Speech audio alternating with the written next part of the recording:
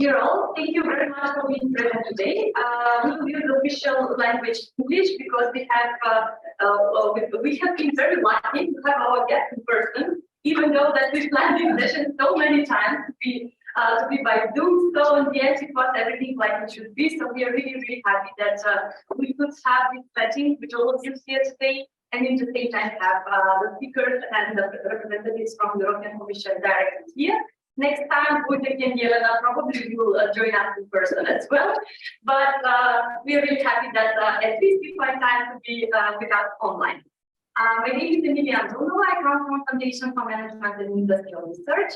So as you can see in our fancy flyer, part of the project, we are many partners in this project. And together with me as well is Jelena Vidovic. She's the head of the Department of Development Programs in Fund for Innovation and Technology Development, which is as well another partner in this project. We got lucky to be two partners from Macedonia, so it means that this project in the same time will have lots of benefits because we will bring the story from two different institutions, and in the same time we will combine the knowledge and expertise that we are having with us. Today here is as well Gabriela Vidovic, the Director of Foundation for Management and Industrial Research, Malvona, which is the Correct from Fund for Innovation, and of course we have with us, I will need to reach your surname, Bernhard, Fabianek, Senior Expert from Horizon Europe Association, DG Research and Innovation. Together with him, it is as well Nikelina, Naska, Policy Officer, Horizon Europe Association, DG Research and Innovation. And of course, we have online Jelena Vidovic, Policy Officer, Member States Partnership and International Relationship, DG Joint Research Center. And of course, we have Wojtek Kowalski, Advisor, Western Balkans Strategy, DG Neighborhood and Enlargement Negotiations. Even though that it looks on paper with really long titles and everything, in reality it's really good. We are really happy that we will hear directly from them all the knowledge and everything that comes regarding the Western Balkan agenda. We know that it was really difficult to come up with because before we had a focus group and we have a research where we were asking about everyone that is present here and plus additional stakeholders that are working with these institutions on what we should concentrate on.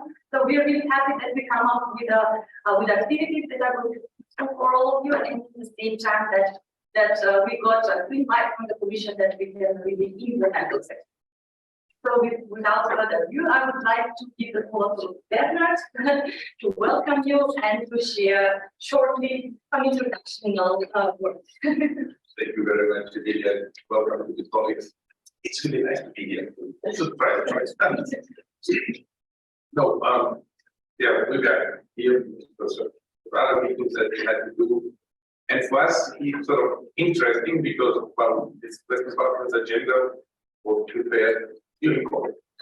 And yeah, maybe it was one stemming from Wojtek's initial work on economic investment plan, and then Jelena here the agriculture, the verification culture that will join us today.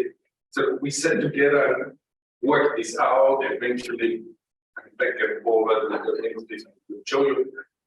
But I would say today is really the first time that we, a small group, sit with you, and then we also curious to hear from you. So what is this agenda doing for you? How you see your role in it, and how we do this together. Skilling platform the last day, a lot of things, and how we do it, it's so complicated. So here we are actually, we have this morning together, and then please see that your presentations are happy to be with you, but also get your feedback and work together. Welcome. On the other hand, I just want to add that we have with us as well present two of our colleagues from the team, Desiree and Ulrike. They are as well partners, and Desiree comes from the LID organization. As you can see that anyhow that we started the project online and we were connected by Zoom and organizing so many meetings, on the end we had the opportunity to meet in person and in the same time to organize the steering platform meeting yesterday and the day before, which means that Now, when COVID is not so present, we are really sure that we can have many meetings like this. I will give now the floor to Jelena, so she can as well say some remarkable words on the opening. Thank you.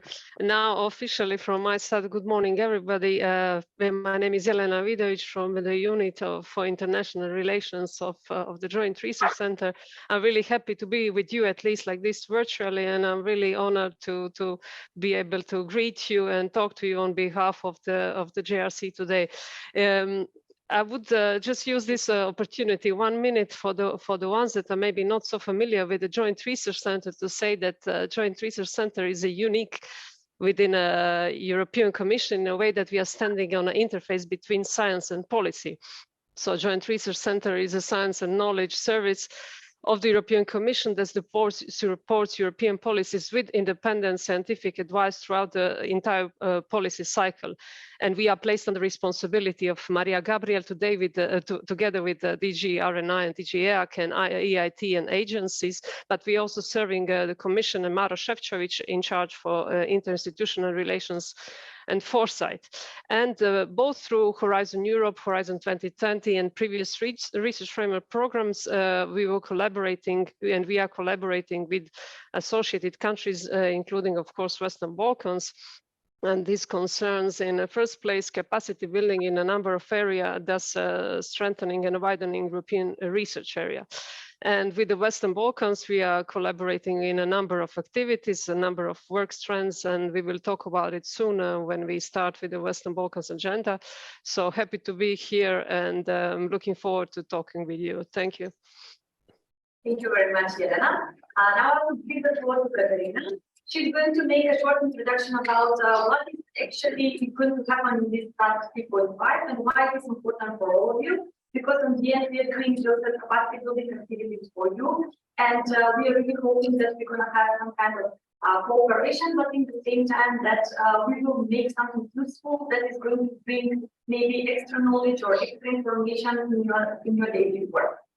Okay? Thank you. First of all, thank you for coming. Most of you, we work together. And most of you know well. However, I would like to also welcome new members of our community, and I hope that in the future this community will work and with a common goal on the new accession process to go even more, and that we know and now what's between us on our way towards the new accession. We know in how we know nothing about screening processes way. And we have many tasks to complete with the screening process. And parallel to the screening process, we have this project Foresight that can help us and assist us with providing know-how and skills to do this task better. So the Foresight project is composed of more work packages. However, one of the work packages focuses on capacity building in the each of the Western Balkans 6 countries, where the need for capacity building is identified. Now, most of you participated in the needs assessment of the which means that you have answered our survey, and also some of you participated in the focus group. And based on this survey group, we sort of designed a small program that is to meet all of our needs in order to better understand the Western Balkans reports. Now, what will be happening in the following months is the first module of the capacity building program. Our capacity building program is composed of 3 modules, and the first one is focused on policy development and implementation. Now, one of the weaknesses in our system was coordination in policy design and monitoring and evaluation. For this module, we focus on policy design, monitoring and evaluation. The first of our activities in this session, because it's going to offer an overview of the Western Balkan agenda development that will have some of us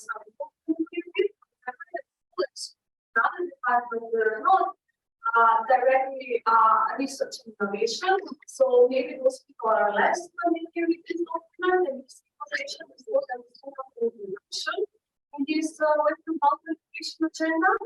After this new session, there will be 2 trainings as a one.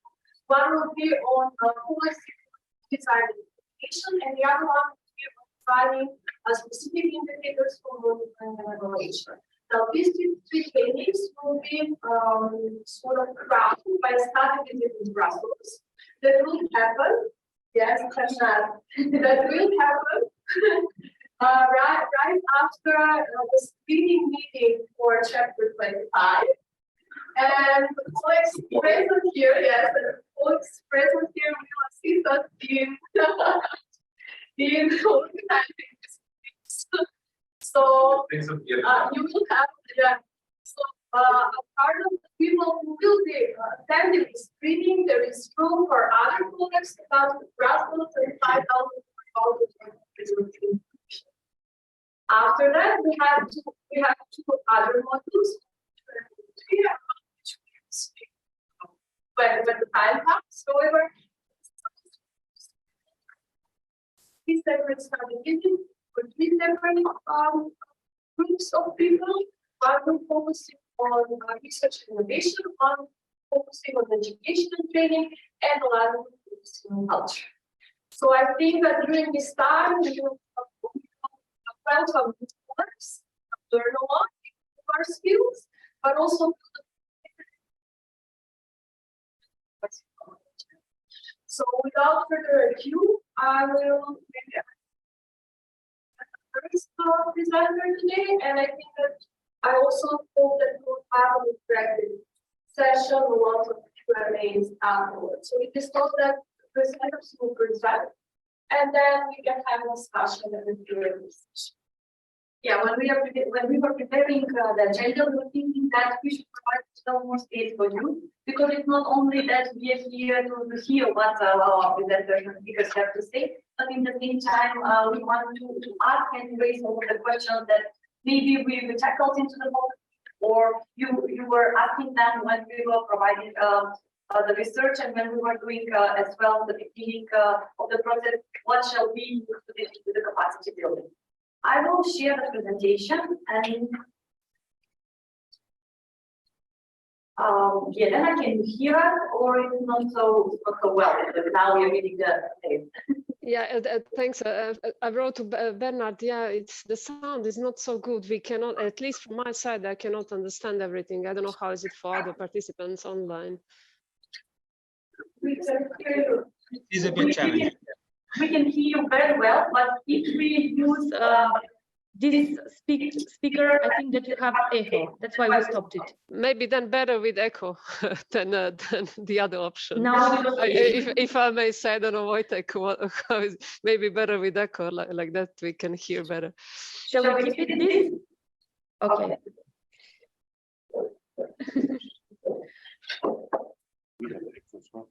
Yeah. So I will put the presentation on now.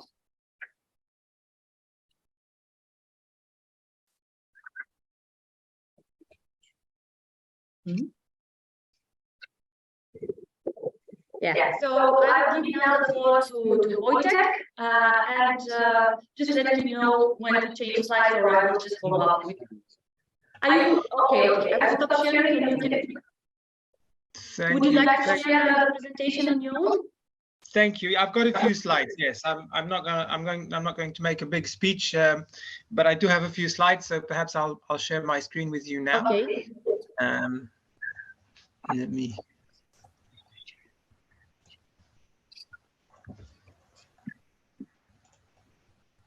Can you see this now? Yes. Okay, perfect. So thank you very much, and hello everyone. I'm sorry. I see that you seem to all be having a nice time in Skopje. So I'm sorry I'm not there with you, but I hope to meet at least some of you on my next visit to the region and to North Macedonia. I've been asked to give a little bit of an introduction into how the innovation agenda fits into a bigger strategy that we have for the region and that we're working on for the region, and that is the blueprint for the assistance that we are delivering, or we have been delivering under the current Commission and the current multi-annual financial framework, and that is the Economic and Investment Plan. So I want to give you a few facts and explain, what we do and how the innovation agenda can really contribute to furthering the objectives of this plan.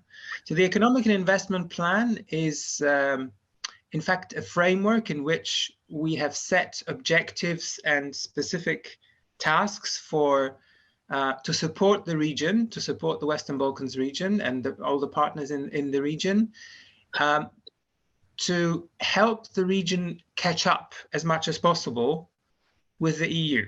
So to support economic recovery, well, to this, in the meantime, of course, we've had COVID, so that's where the recovery comes from. But to do this through a green and digital transition, so to really bring the region on board with what's happening in the EU and with our ambitions in the EU to become a carbon neutral continent, and to undergo a fundamental green and digital transition in our own economy. And we would also, and this is also serving to bring the region closer to the EU single market, also through the economic integration of the region. We have put aside for this 9 billion euro for the whole period of the multi-annual financial framework, and most of this is IPA funding. And we're expecting that through innovative financial instruments, we will be able to leverage at least 20 billion euro in investments. Now, how is the EIP structured? What are the main themes of the EIP, and how do we actually implement it? So we are focusing on 8 key themes, I would say, which are the squares that you have, sorry, the rectangles that you have around the screen.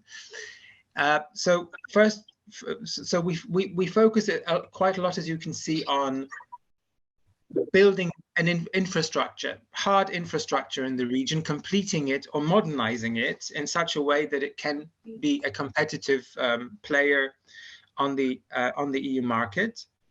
But we are obviously doing this in a different way, in the sense that we want to make sure that when we build roads, this is modern infrastructure, this is climate resilient infrastructure, that we are building charging stations so that it's prepared for electric cars, etc., etc.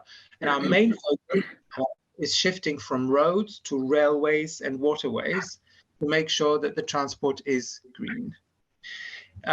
We have, as you can see, the circles inside of this area are what we call flagships. So these are our key delivery methods. These are our 10 key projects, as it were, big projects, where we want to make a difference. So as you can see, transport, we basically building different connections, or rehabilitating different connections in the region. Energy is the second area where we're working, and there. Sorry, yes, for the interruption. Can you change the slide, because we are seeing only the first slide? Oh, I have changed the slide. Let me. I've been on the second slide for a while. Can you see the second slide now? No, we are still on the first slide. Okay. Okay. Can you go to presentation mode? I am in the presentation mode. So, so you. In our screen, no. Oh, okay. Oh, And now we see it. Now we see it. See it now. Okay. So maybe the presentation mode is the problem. How about now? Can you see it in presentation? Okay, very good. Fine. Okay, so you have the okay. So you can see a little bit the structure of the EIP then. So transport, as I said, energy, where we're focusing on changing the way energy is produced and consumed in the region. So on the one hand, we want to transition from coal in the production of energy. We want to, we want to support the region in producing energy from renewable sources. But we also want to, as I say, change the way energy is consumed, and that is focus on energy efficiency. So make sure that when buildings are built, they are built according to the newest technologies in terms of energy saving, that we can renovate, that we help the region renovate buildings in so that they can be more energy efficient, etc. We are also focusing on how the region manages resources, manages waste and wastewater. So all this, I would say, the transitions that we're supporting in transport, energy, and waste, they all contribute to the bigger thing, which is the green agenda, which is a key theme that sort of interweaves through the different projects that we carry out under the economic and investment plan. We are also focusing on digital transition. We're supporting the digital development of digital infrastructure in the region, broadband infrastructure, but we're also focusing on regulatory dialogue, particularly in the digital field. One of the key objectives of the EIP, or key projects of the EIP, has been the roaming and also the lowering of roaming charges between the EU and the region, which is now which is going to come into effect. The first lowering is going to come into effect in October this year. So this is another theme that stands on its own, but also contributes to the transport and the energy, because there is a digital transition in those areas is happening too. And then we have the two themes that I have at the bottom, but it's not because they're the least important, but something has to be at the bottom. We have human capital development and private sector support, and I'm talking about them together. And I'm talking about them together because they are both fundamental for the success of the others, and they are both supported very strongly by the Agenda for Innovation, Culture, Sport and Youth and Research. Because on the one hand, the Agenda for Innovation helps us on the education and the cultural side. So it helps us with young people, it helps us with the implementation of changes in the education systems, the different preparation of the workforce. Some of its elements are essential for the implementation of the youth guarantee, which is quite advanced in North Macedonia. North Macedonia has been implementing it since 2017. But on the other hand, it is the innovation and the technology transfer also in the private sector, where we're supporting the private sector. We're providing loans and grants to the private sector to transfer technology and to make sure that the green and digital transition reaches the small and medium-sized enterprises as well. On the left-hand side, you have other elements of the EIP, which are on the one hand related to economic integration, common regional markets, so basically making the region work as one economically, and obviously the underlying principles of a well-functioning economy, which is governance, rule of law, and public administration, and good public administration. And of course, we're supporting this as well. But these are the more traditional EPA, I would say, activities that we've been doing. In terms of where we are with the EIP, I mean, the EIP, as you saw on the first slide, was adopted in 2020, at the end of 2020. So as of today, we are, and technically it's for 7 years. It's until at least the funding has been approved for the 7-year period.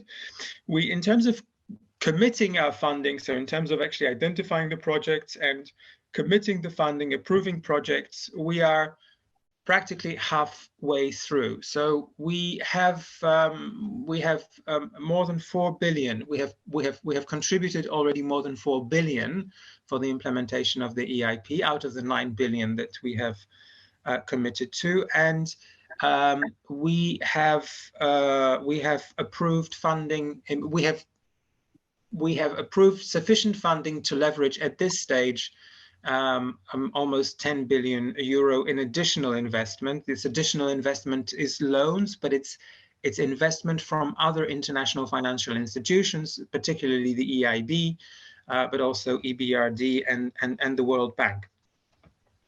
Now, what is it doing in North Macedonia? What are we doing in North Macedonia? Perhaps just a few examples of the initiatives that I've been mentioning. So the EIP is funding under the transport flagship. We are funding the North Macedonia-Bulgaria rail interconnection. And we are investing in particular, at the moment, we're investing in the border crossing with Bulgaria on that rail route. In renewable energy, we have a number of projects in renewable energy production. Sorry once again, but the slide has changed. Okay. So every time I have to go out. Now it's okay. Okay, fine. Maybe I will stay in this mode. Maybe I'll stay in this mode. So we have in the renewable energy, you have we're working on we're supporting the construction and development of solar photovoltaic plants in Oslome. We're supporting a wind park in Bogdanci, and we are assisting in the rehabilitation of 6 hydropower plants in North Macedonia. And in the green agenda, in the waste and wastewater area, we are supporting with 72 million euro, actually, supporting the Skopje wastewater treatment plan. And we are also providing funding for the development of a regional waste management system in the southwest and southeast region. So just a few examples of the actual projects on the ground in North Macedonia. And my last slide is just a breakdown of, where obviously the most intensive areas in terms of funding are energy and transport. But as you can see, human capital development and private sector development together constitute about 20% of the EU funding for the EIP at the moment. This is the current expenditure, so this is not the planned, but the current expenditure. Digital agenda, you might say, well, it seems to be rather small, but that is because we're expecting, with relatively small investment on the public side, there will be quite a lot of take up through private companies, basically, and that transition can happen through market forces to a large extent. I will I will stop here, and my main objective. Okay, I've tried to stop sharing. I'm not sure if I've succeeded. Yeah. I'm not sure if. I mean, my main objective was to give you a little bit of an overview of what we do with the region in terms of assistance. What is our bigger vision, as it were, that we share with the region and with North Macedonia in particular, and where the innovation agenda fits into this a little bit. The innovation agenda is just not standing on its own. It's contributing to the success of this much bigger vision that the Commission and the EU has for its operation with the region. Thank you. Thank you very much, Wojtek.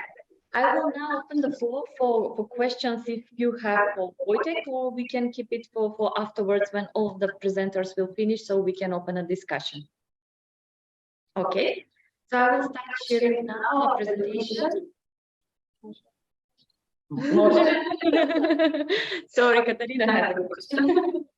Thank you for this very good overview, because this is the first time I hear the ratio of investments by sectors, and it's very interesting to see. Now we have, after this meeting, we have organized another operational meeting with some of the colleagues for planning the new allocations. And we have been informed that allocations for 2023 have been dedicated to energy. My question would be, how do we need to do in order to improve the ratio of investment of IPA into human development and the private sector? Because in this context, we are sort of competing for the European money for our respective sectors where we work and where we need to show progress, compared to what is now a very hot topic, and that is energy and sustainability. So can you summarize how we work better in showing it, in accessing this big pool of 9 billion euros for our respective sectors, so we can show progress on the chapter 25, chapter 20, and chapter 26? Well, I think 20% is not bad, and I think, but of course, it doesn't mean that I'm not suggesting that you shouldn't be ambitious about it. I think by nature, transport is a very capital-intensive endeavor, and so is energy. And I think the support that North Macedonia has received recently through the 2023 allocation that went to energy as basically direct support to the state budget was important for the economy of North Macedonia. And it's not just that it's a hot topic, but it was simply essential to ensure that there is sufficient funding in the state budget to support those who need that support in terms of receiving energy at reasonable prices. Now, in terms of how can you increase the ratio of how can we increase the ratio of funding for human capital, I think firstly we have to more and more look at the potential of using not just grants but more complex and more innovative funding solutions. So I think we have to look more and more for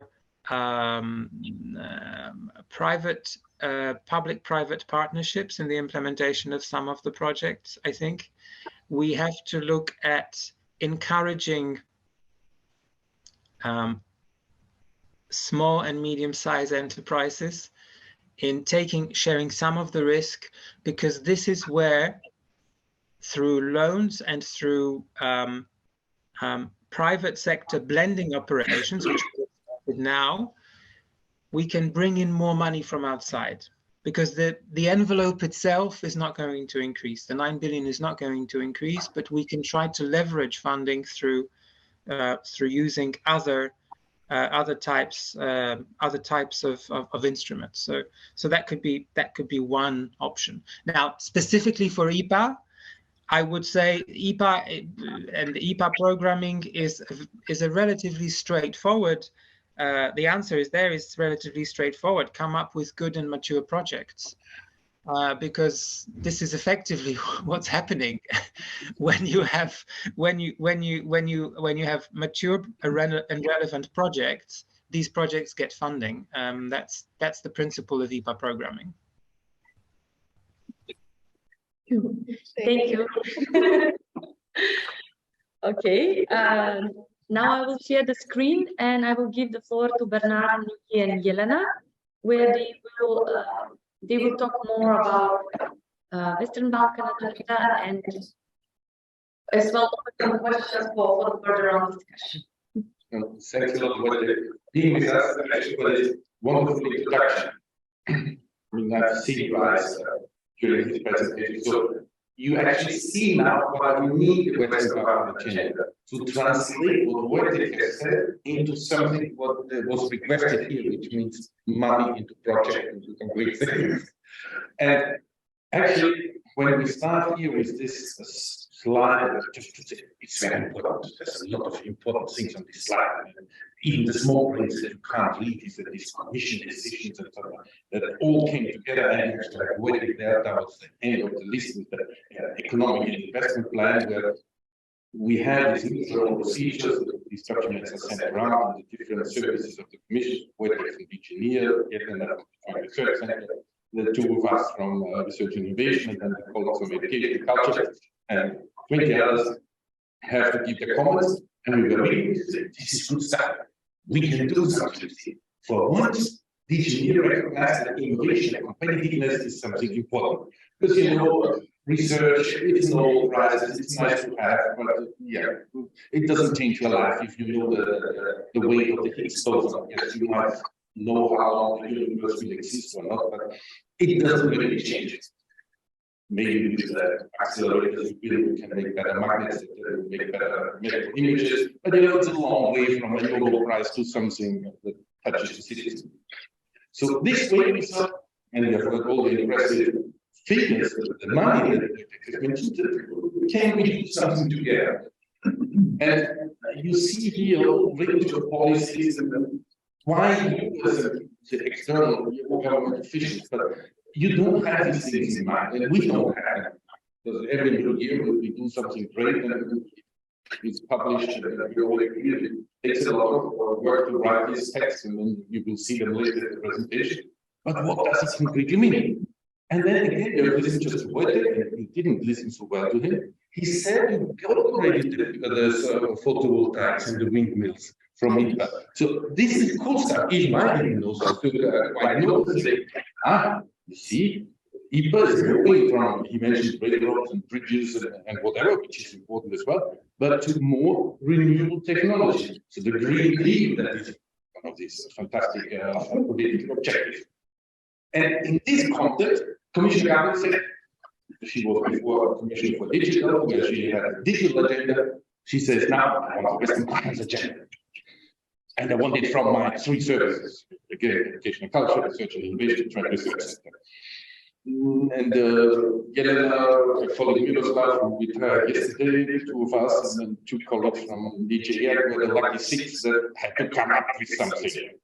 And it was a lengthy, complicated process, first internally, and then, yes, coming up with all great works. You heard it in sort of the first slide, if you want, from Wojtek, and he had flagships. You will see at the end of our presentation, we also have flagships. So this is an important term that we use. We also have priority access, so we use all kinds of things, these things of same things, really, really important. And stability, the univocal commitment to enlargement and all these kind of great objectives. But at the other end, when it says young people, jobs, competitiveness, growth in the region, that's what it all boils down to. So, it's complete. Yes, so we have access. Political, of course, we do with policy, and you have the overarching elements, Wojtek was mentioning, the thematic and regional, so we just sliced it into different ways so that it becomes somehow not a long list and it becomes 3 parallel lists, if you want to think. And then, of course, we were already thinking one step ahead. If we propose these things, what do they mean? What can we deliver on them? And then reality is biting you because, yes, you get this task to write these wonderful documents.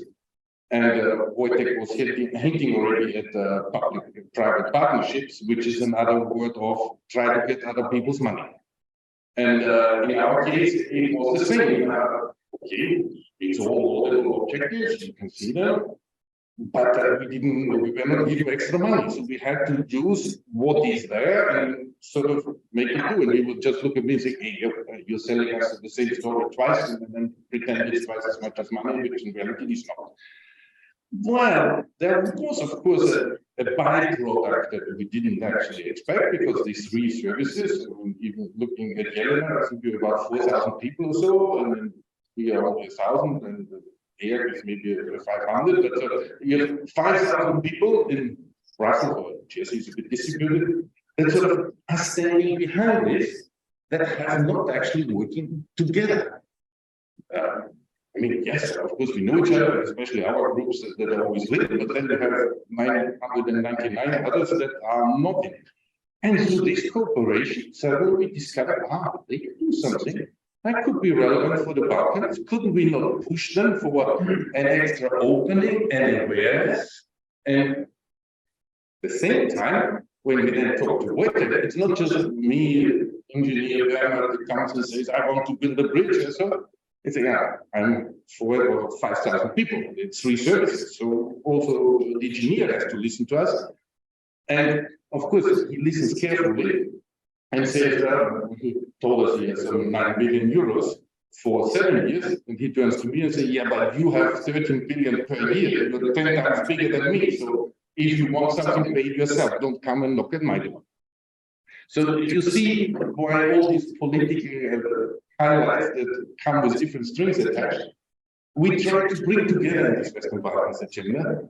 And this, because Katarina was saying in the introduction, it's how do you do policy design? So yes, I mean, highlighting here, coming then to the finance. But the other side of the coin, the financial coin, if you want, is you here in the room. This is sort of the think tank in Brussels that comes with ideas, and hopefully with a bit of money and by working together, that the ideas are reasonably better. But how you take them and how are they transferred then into concrete measures? And that was a discussion about the IPA thing. How does this work? So also what we learned in this process is reaching out to the EU delegations. We have the colleagues in the engineer, but the other end of the engineer that is here in the capitals, that deals with national IPA programs, then we can see what it was referring to the multi-country elements that is handled centrally from Brussels. How we can work with the people. And there was the story, I think, it's in Albania, 80 million of this recovery fund. What shall we do with this 80 million? Green and digital. Yeah, okay. Paint it green, paint it digital, or what? What can we concretely do? Because he got this extra money from Ursula von der Leyen when she came in December saying, oh, we help you for energy. So you can either buy gas with it and burn it, or you can do like Wojtek was just presenting, windmills, renewables, and then you have energy longer. But how do you do it concretely? I mean, how do you, back to monitoring and evaluation, how do you monitor the rollout from solar panel plants, whatever thing? And it were the Montenegrins in the meeting that said, from this 80 million in Montenegro, we got 5 for even hotels greening them. So they're putting photovoltaics in on the coast because it makes sense. And then, as an example for others to follow, we are back to the public-private partnership, maybe not as intended, but if they see that this is a cost-effective way of doing things, that you do a pilot that others then might be able to follow. And this is where we need people like policy houses, but you in the government to sort of make this next step in this long chain of steps coming from Brussels. And the funny thing is actually that all our offices are within walking distance. I mean, we go to the same canteen, theoretically we see each other every day, and we still discuss on screen about practical things. Now, what have we done? Yes, we wrote this document, and we had to go to the Western Balkan ministers saying, do you like that? We had to go to the European member states, do you like it? We tried to have an MOU signed from all the Western Balkan economies, which didn't work. So we got it launched in the Brutal Summit, which again, nobody knows what launching legally means. And if you go and Google for the Western Balkans agenda, you can't find it because we never published it. Because one economy had some problems with naming things. So you find some steps or PowerPoint slides and whatever, and of course all the earlier steps on the list, because there's a full document, some 15 pages, so it has all these accesses, right? So, but as we had not full agreement on all the Western Balkans 6, we just had one paragraph in the Brutal Summit that says it's launched. It's, but what the it is, it doesn't say any further. And of course, we had to come up with last bullet on the slide. With doing something with it, set of actions. Now that we have it, what it means for us. Next one, please. So, what have we done? You know best. I mean, this 25 and 6 is coming for Montenegro and Serbia. Of course, these are provisionally closed. And why 25 and 6? Because the most easiest one. There's not much acquis attached to it, and so still we're doing the screening and. We are now leaning on the colleagues of Wojtek saying, you know, we are always the first one to provisionally close. You know, if you need a political success, you can work with that. Find political success, but still you need something, as we say, concretely for the people, because the people on the street will say, you provisionally closed chapter 25, good thing, but it doesn't change my life. I mean, maybe then eventually when it joined the union, it was a first step, but there are many other chapters to come. It's much more interesting when we say promote investment in regional research and innovation, because also the outside world suddenly realized that we have this steering platform that we had last time, and then it was not so bad because we had nearly monthly steering platforms, and the morning, 2.5 hours, and once it became a club, a team or whatever, we know our counterparts. And the steering platform stems from the Thessaloniki summit in 2003. So it's a very old thing that became much more operational. And the 2 days which I spent here, everyone looked at us and said, yeah, so much. I mean, we need to digest this. This is so many things. Still, it's a way of exchanging and sort of informing on what is going on and how things can run. And again, you have the message from Wojtek. We also seen in Montenegro, Albania, that built 2 huge solar power plants with sort of they tendered for it. And the French wanted because they said, we want the electricity at that price or cheaper. So they did not tend to say, build us some whatever photovoltaics somewhere in the mountain. No, they tendered for the output of it. And they got it cheaper than expected. So this Green Deal and sort of with this exchange amongst the group of the Western Balkans 6 billion, usually Germans, Italians, Austrians, French, sometimes Spanish, and the neighbor region attending. So you have the big, powerful government agencies like BPI France being present. And they sort of, because they're bank and then the development agency for the French government, and they have been working, for example, again with the Montenegrins on their smart specialization strategies, which I mean there in a second. So sort of help, but again, practical, and that's where we sort of see our Other things that we have been brokering, Enterprise Europe Network is now coming again with a whole flurry of events in the region, really targeting the SMEs, training them on what are the offers are to get to the capital market, what you mentioned. Eureka, the whole region is already part of Eureka, but they haven't participated in many of the Eureka actions. So next step, okay, we go to in, now motivate them, and actually last week, Sneaky's achievement, to link costs where they all have been in the cost program, which are top areas where Western Balkan partners are cost active. Can we move that directly to Eureka so that Eureka takes these actually focus areas, whatever you might call them, and then works further on them. We are leaning on the EIT, the European Innovation Institute of Technology, Budapest, to create hubs in the region, link the region to the existing knowledge and innovation centers. How can we sort of facilitate that? Albania, as an example, in December, brought together 22 government agencies that said, we want to cooperate on raw materials. Put us a raw materials hub in our country, and then we'll work with them.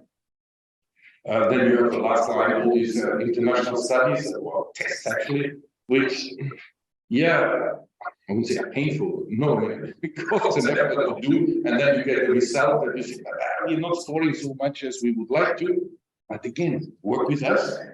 How can, in this case, the DGA colleagues not in the room today, how can we sort of improve on this? What is it that is needed?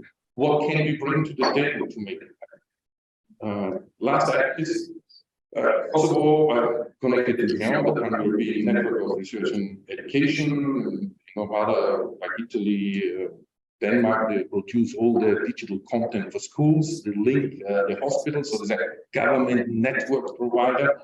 Only Bosnia is missing, and then this exists since the late 90s, so it's a pan-European platform that was created because it's cheaper to do it together than with individual efforts. So that's also what we are bringing to the table, this big framework as a joint, and you are fully associated to Horizon Europe, so therefore you are an integral part of that, you have the right to be to this. What's coming, let's say in the next weeks, is the Digital Europe program. So from that point, retroactively from 1st of January of this year. So that's a new avenue that is opened. Okay, you pay for it, but you get back, you work with the Europeans on that. So that is quite a sort of last bullet maybe on missions. It's Podgorica, Sarajevo, and Elbasan that have been selected in addition to the 100 European cities, Sweden, the Western Balkans additionally, to be part of its green and sustainable cities initiative to be carbon neutral by 2030. I say, okay, again, one of these policy objectives. What shall we do? I mean, Istanbul and Izmir, by the way, are so try to make Istanbul carbon neutral in the next 5 years. But they are teaming with European cities. They have to come up with a climate contract by the end of this year. This is getting reviewed by experts. They get the stamp, and not just the stamp. But this opens, like Wojtek was saying, access to international finance, because we are monitoring the implementation. One of the things in Istanbul, for example, concrete ideas they have is the ferry boats on the Bosporus to make them electric. Finally, with an electric engine in the building. But the tricky bit is they go back and forward. So you need to recharge them. So you need a lot of technology to, within 15 minutes, while the people go in and out, you recharge the whole pot. So then we come into the game as research and innovation. How can we help to solve this? And this solution, of course, has impact all over the place. So they are the front runners. We had a terrible earthquake in Turkey, of course, but hopefully also at Jelena will say in a second more things about the new Bauhaus initiative, sort of constructing energy efficient, but also safe and secure. One of the things we are now discussing for mitigating the impact of the earthquake is, can we have this region then as a template for Bauhaus, but in the same time green and digital, because they really have to start from scratch. Can this become a model environment? The same then discussing here, if you put the solar panels in a Budva, what else can go together? Like in the Kota Bay, they're doing about the wastewater systems. If you dig up the streets, put fiber optics in. The whole of Kosovo Every village has fiber optic connectivity. So broadband has happened there. Now you need to put digital services on.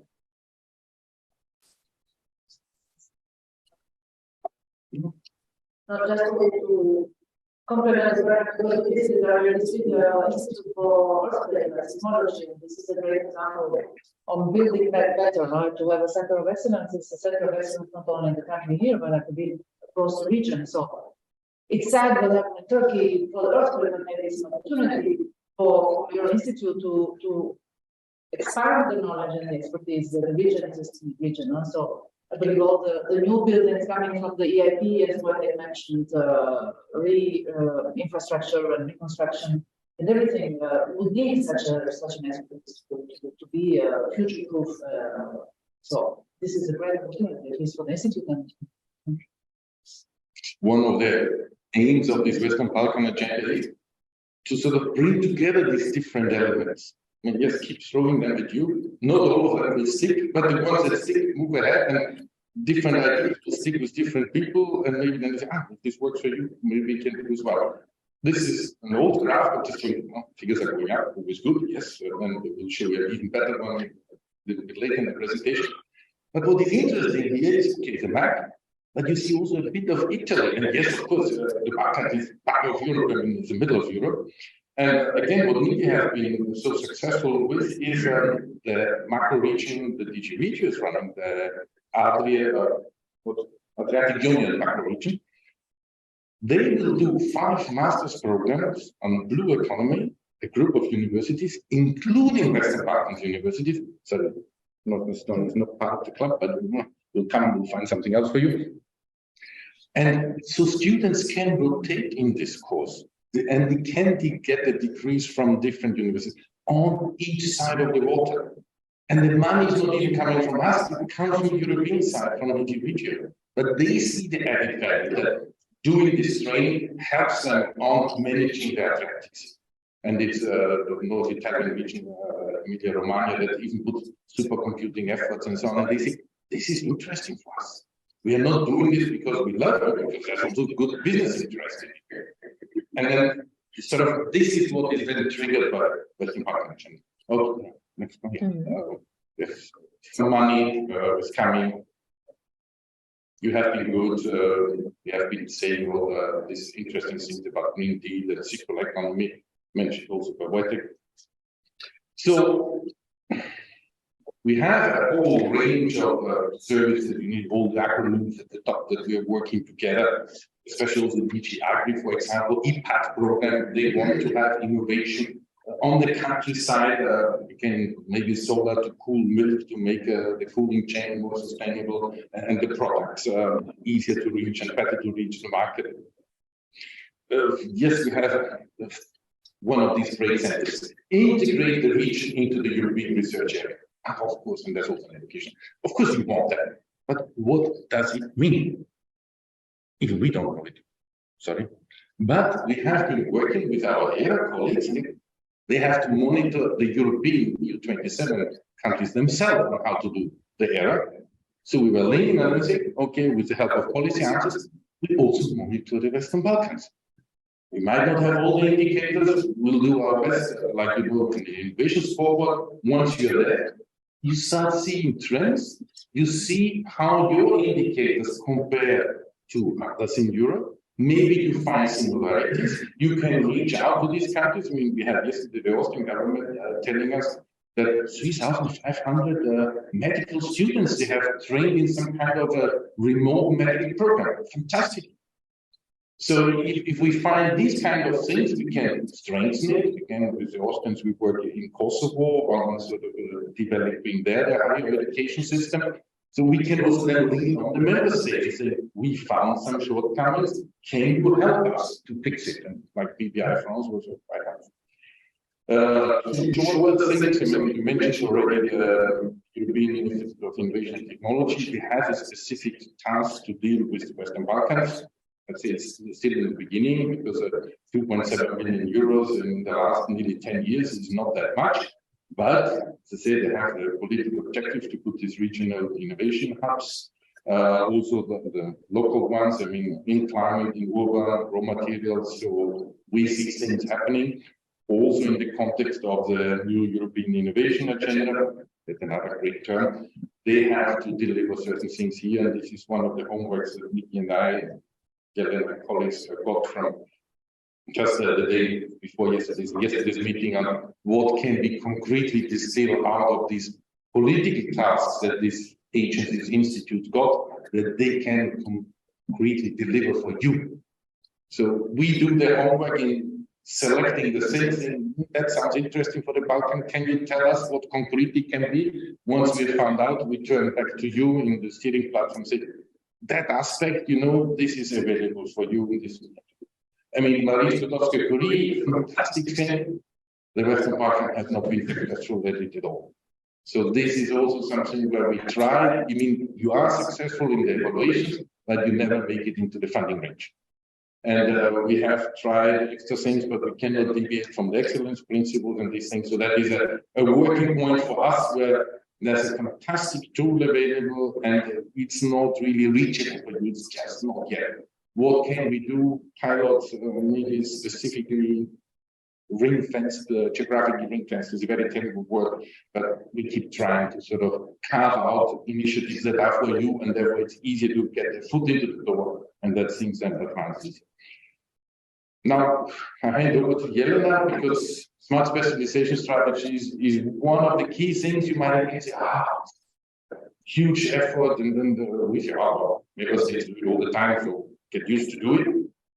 But these have huge and very practical implications. Jelena, please.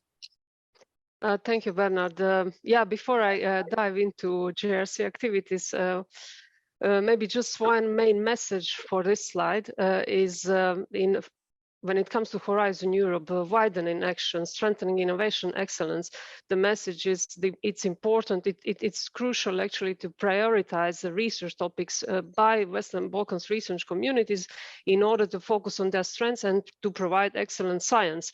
And this then feeds into smart specialization strategies. And for that, collaboration with GRC, as you can see on the slide, is crucial. And then next slide, please. Next slide. Yeah, thank you. To go one step back and tell you what I mentioned at the beginning, that JRC has a few activities with the Western Balkans, and our flagship, I would say, flagship activities is smart specialization.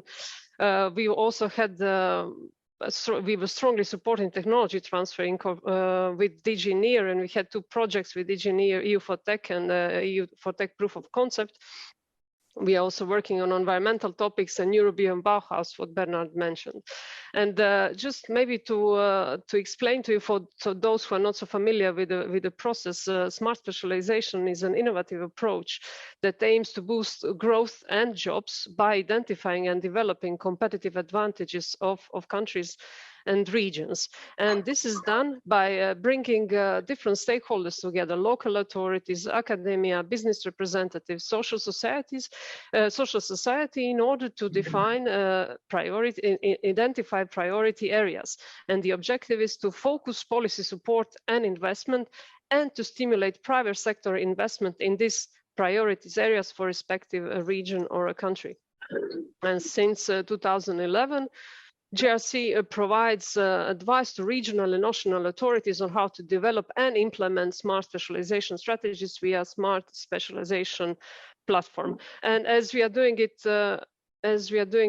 for the member states, same is for associated countries and Western Balkans. And we are working with the Western Balkans since years now. And we have produced a number of science policy for policy reports. You can see here just a list of them. I would maybe emphasize just the last one that was published last year. One second, messages are coming. It's the analysis of value chains in the Western Balkans economies, which actually aims to give a direction of how to better cooperate in smart specialization priority areas. We actually plan to promote and give a presentation of this report at the upcoming Western Balkans ministerial meeting. So hopefully there will be opportunity to hear more about the outcomes of the report. Next slide, please.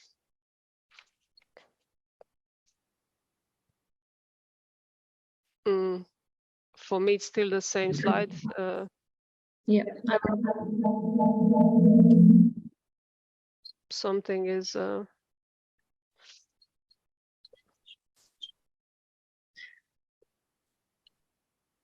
don't know. Yeah, excellent. Yeah. And, so, as I said, we are working with the Western Balkans since years now, and all Western Balkans economies are advancing really well with their smart specialization strategies, and they're in different phases of developing their smart specialization strategies, starting with Montenegro that adopted their strategy and launched the implementation phase.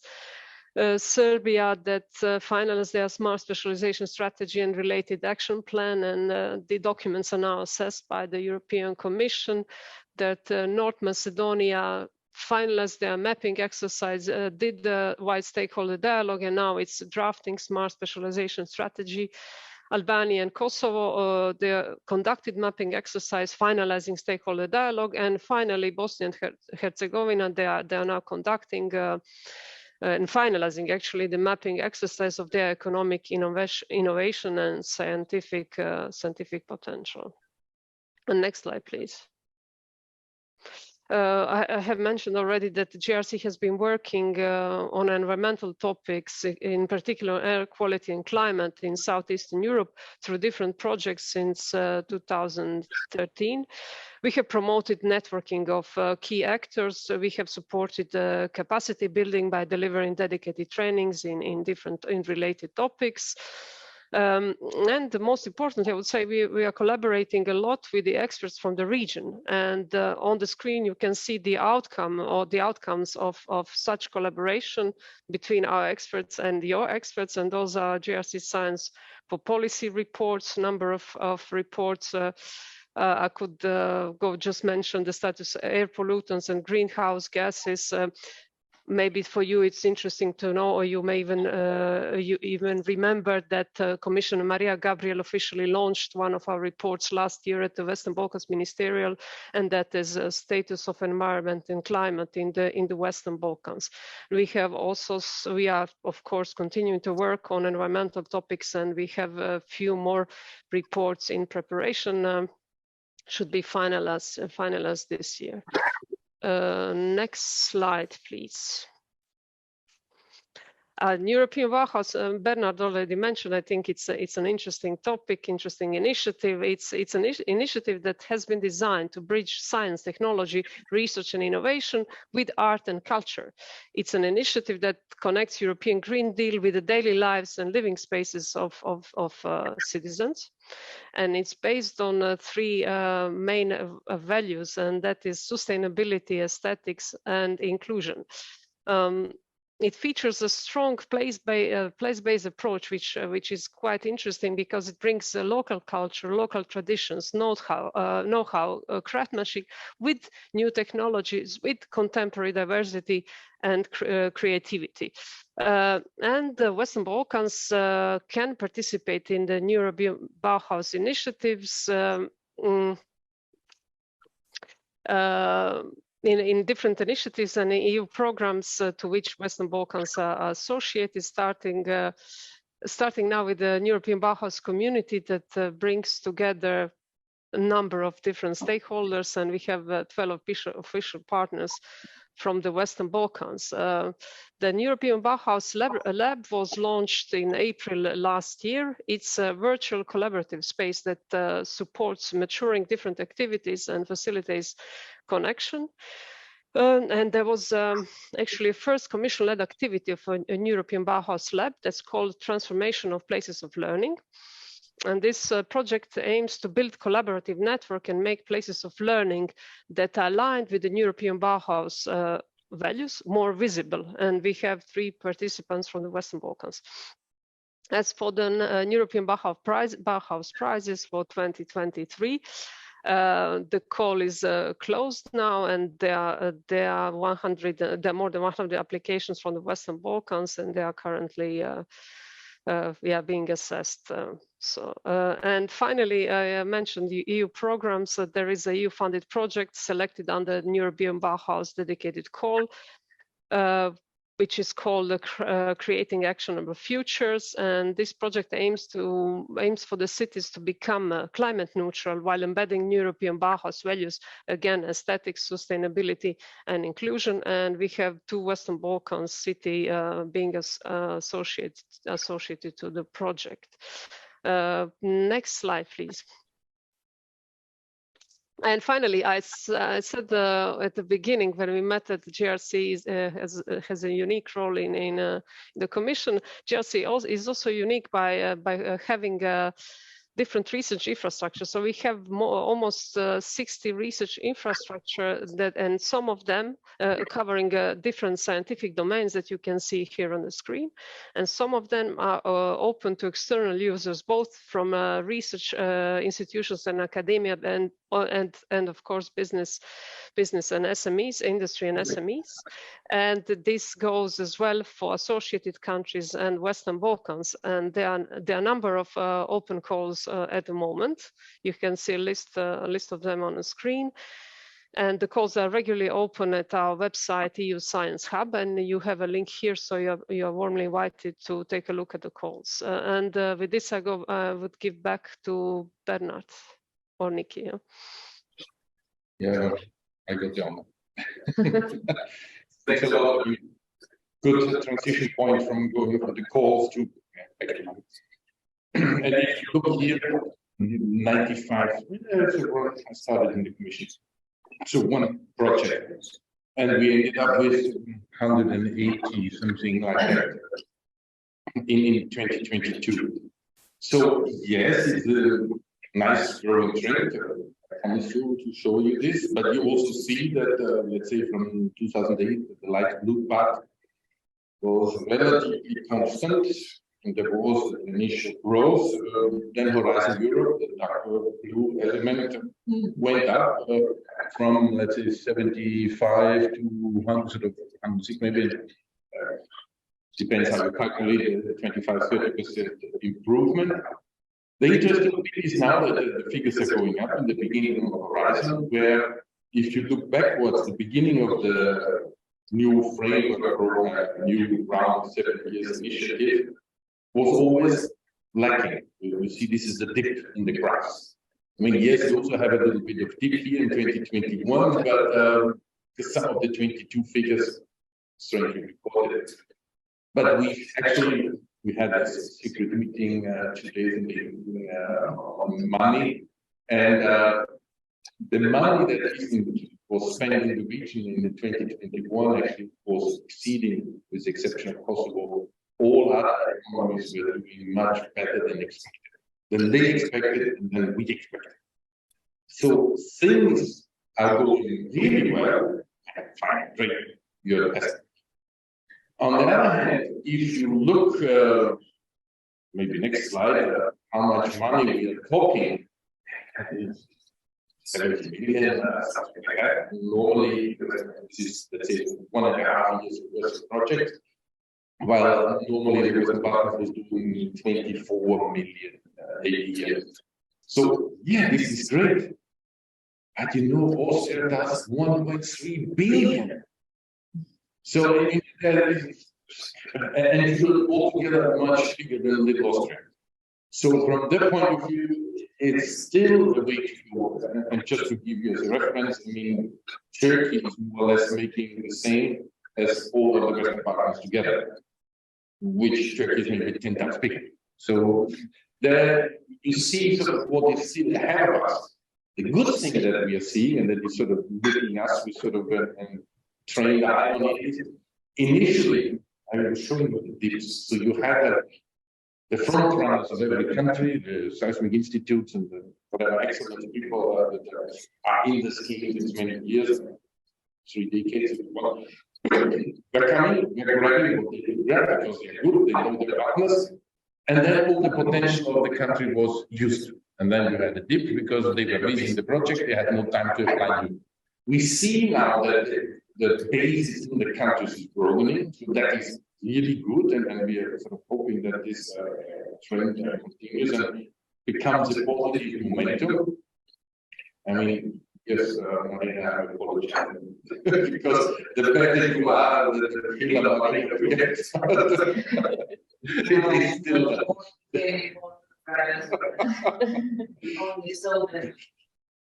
But still, I mean, we are really proud that this has been advancing well. Now, with whom are doing things, and it's not with Austria.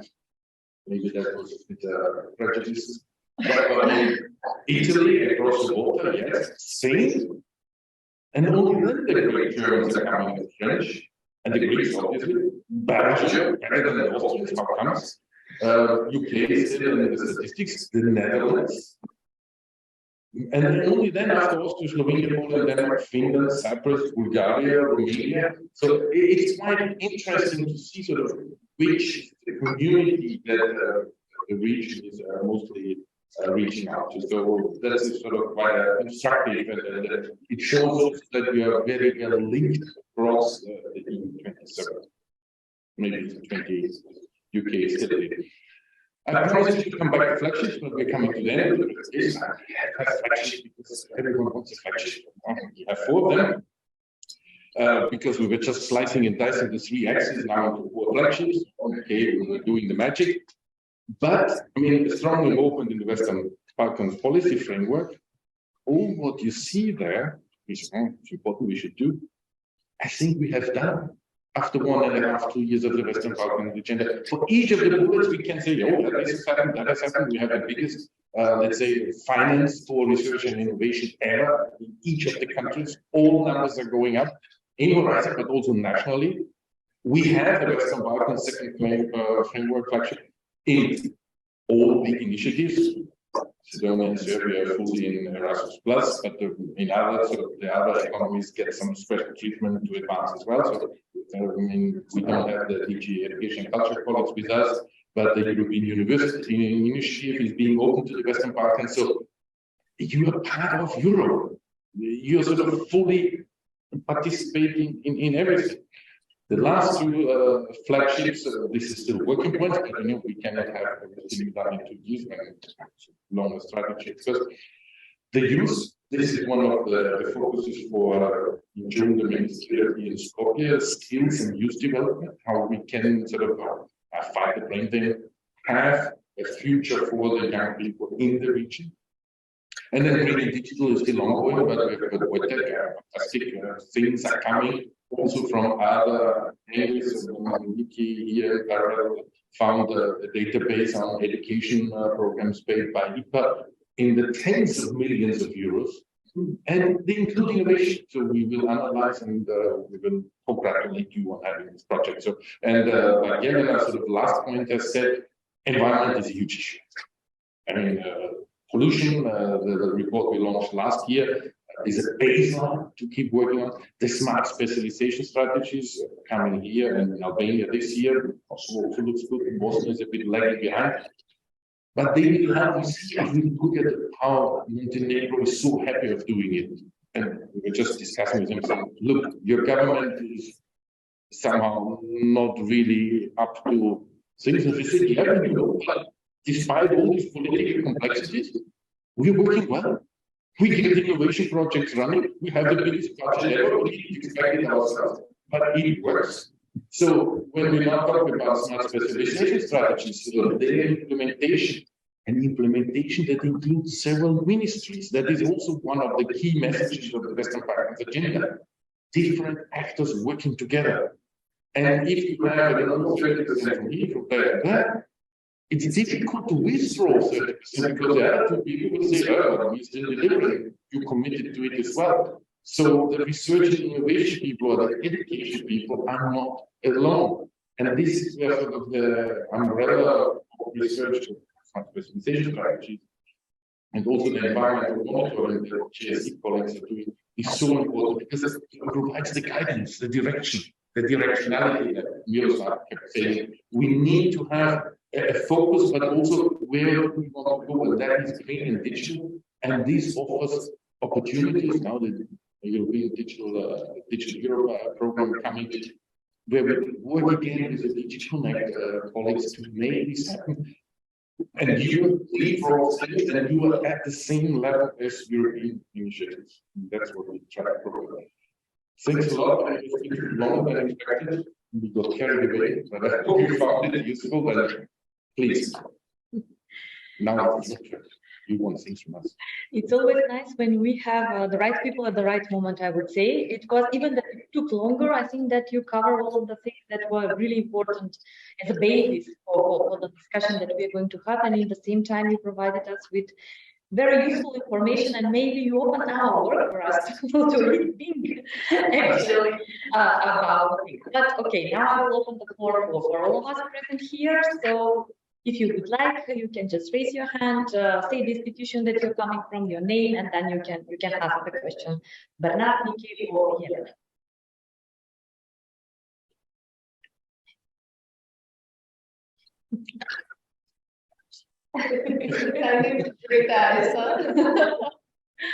Actually, I more have a comment on your presentation. Some of the people in the audience know Bernhard, some of them do not, and will have the opportunity in future to know him better. But he's always speaking in an anecdotal manner, and it's very good to hear how things happen, really, because very often, and we will have trainings in coordination, co-design, and policy design.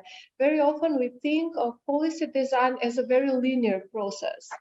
But in fact, it's very contextual process, and it's very important, as Emilia said, to have the right people at the right time, doing the right things, but also be flexible and adaptable to the context and to the priorities of the context. And this is why green and digital was underlined so many times when speaking about research, innovation, education, and youth.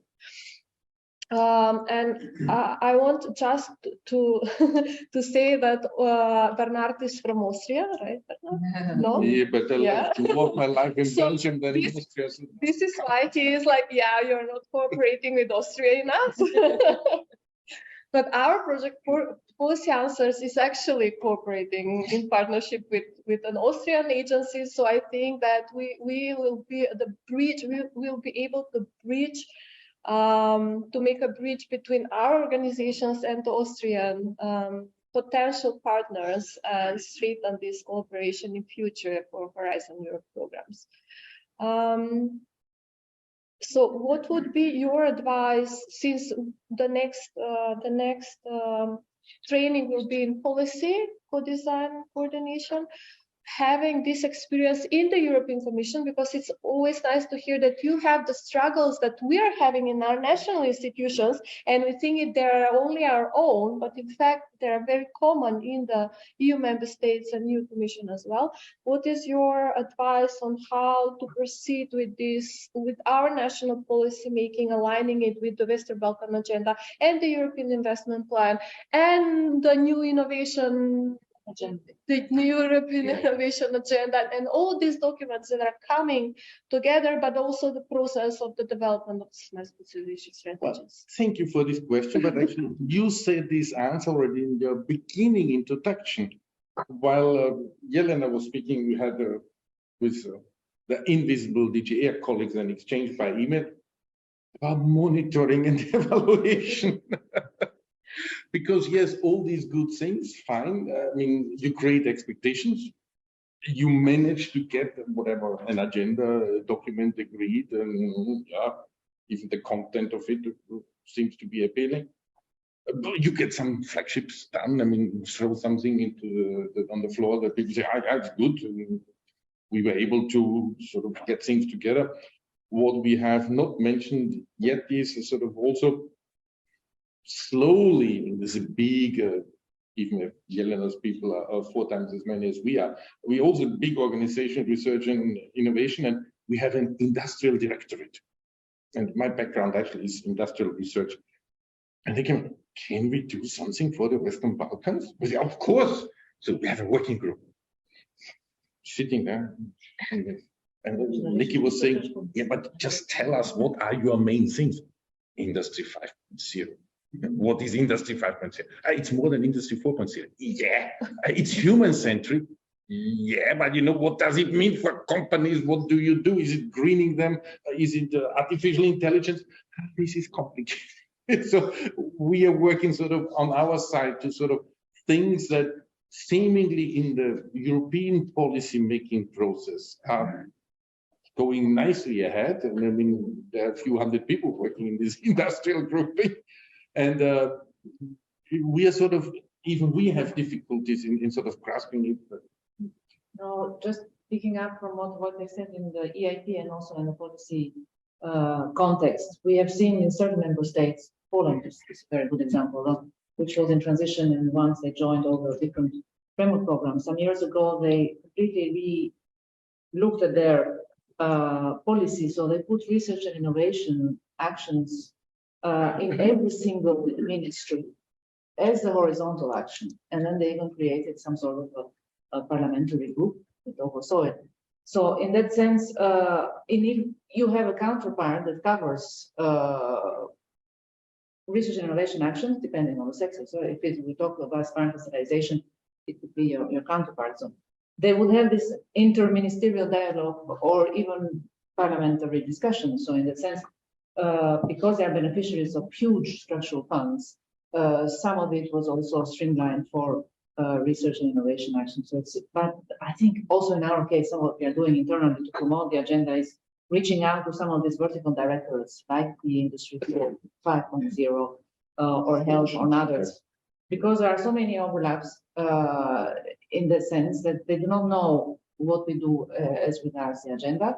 They see an opportunity because for them it's a market opportunity for that specific sector that covers digitalization or manufacturing, etc. So we hear all these nice words about nearshoring and everything, but here in the Balkans we have nearshoring in a sense. So bringing their mentality closer to the neighbors and to the countries, and talking, and then budget is very important. But once you have at the government level this counterpart or this kind of awareness raising on the work on investing in SMEs on the specific sector, or access to finance or research and innovation on specific sectors like green and digitalization, one contact point at least that would be your counterpart, then eventually, like the Montenegrins have done, shift the budgets might be possible to shift easier, because then you will have to convince all the time your Ministry of Finance why you need money for research and innovation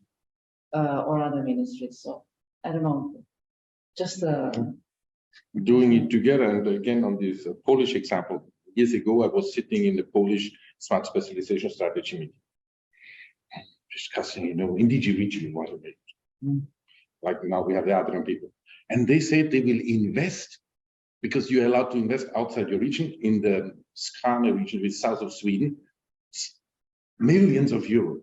I said, huh? Why this? I mean, you have an aeronautics valley, you invest in Poland, not in Sweden. I mean, this is, rich Swedish, you are receiving money, you should not give money there.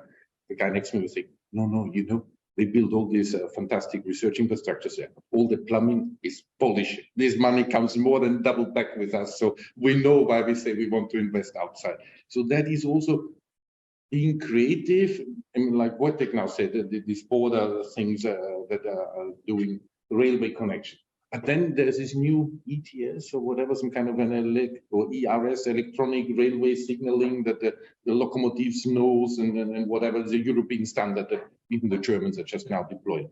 Then do this immediately at the same time. If they give you this, grab the innovation aspect on top of it, which then also the locomotives need to be updated and the signaling and so on.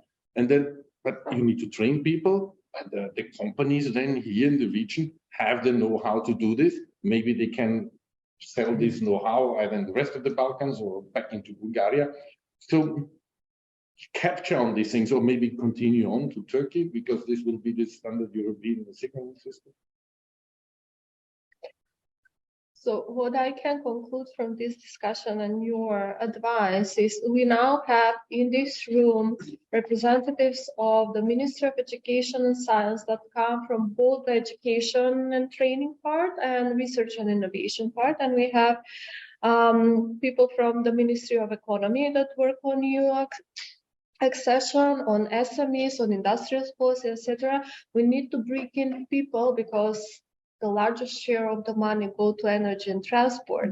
So what we need to do is to bring in this group people from the Ministry of Environment and the Ministry of Transport, and we work together, especially now I'm looking at the ladies working on the smart specialization, especially in the context of the smart specialization. At least this is what I sort of concluded from this discussion. I don't know what is your perception. This was the example also of Montenegro when they finalized their smart specialization. I did this committee on smart specialization, and they had one more person, they said, in each ministry that was responsible for the specific fields of activity, areas of smart specialization. So what we hear from the colleagues is every time there is a government meeting, the Ministry of Science, the Minister of Science that oversees this, she goes and asks every single minister, what have you done on this sector of smart specialization? It's your budget, it's your responsibility. And this has become a mainstream government strategy that has survived all the governments so far in Montenegro. This is what we are told. You know, the ministers change, but since this is embedded, they have to deliver. Continue. And it is a good. It's good to have an example from country which is in a similar context and facing political instability, because we have very frequent changes in governments and policies, and it's very difficult to keep the momentum and to keep the direction. And these are long processes. It's not from today to tomorrow. But staying with the higher education, I mean, the skills can only come from higher education. Vocational training, all these things. But if we talk about the youth and all these Green Deal, digital transitions, we need the people to do it. And this can only come from education. And also the universities, high schools, whatever, need to sort of understand that. Again, historically, I was in South Korea and I was preaching them do fancy research. And they said, I'm talking 15 years ago, I said, no, we don't do basic research. We do applied research because we need the results now and not in 5 years. If you look nowadays, all these OLED screens and so on, South Korea did the basic research to get these organic LEDs working and so on. So, and this was within 15 years. So, but okay, national strategy, prioritization, get it done. And that's what Jelena and colleagues with S3 are helping you to go in. And we need to sort of see that education underpinning element. But on the other side, businesses, innovators go into universities, say, how can you help us solving a problem? Can you give us access to machines that we will not buy, because why should we as a company? But you have this X-ray or whatever thingy that could help us solve a specific technical problem. And then the legal context needs to be there that the university can sell services and that it's not seen as a professor getting an extra salary while he's already fully employed and so on. We are back, and then of course you turn to us and say, but our professors on respiratory science are as good as any Austrian professor on respiratory science. But how comes that in an EU project, the Austrian guy earns 10 times more than the local person? And they do the same quality of job or even better. And then we say, financial rules, audit, we come, this is a national salary. Of course, then we had Russian colleagues at the time that said, but you know, we do the project in our spare time. And this is actually counted as overtime. And this one, overtime is accounted as twice the salary.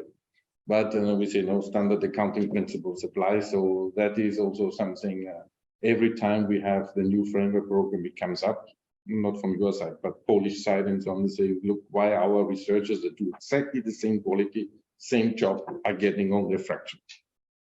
And then all kind of discussion comes. And that's why we have the widening program. But still, it's true. I mean, same salary for same quality of work. Why not? So there's also some working points on our side. when we were doing the agenda with Katerina, we provided more space for discussion because we were thinking that it's going to be interesting, and now it's going to be the time to raise maybe some questions that you have.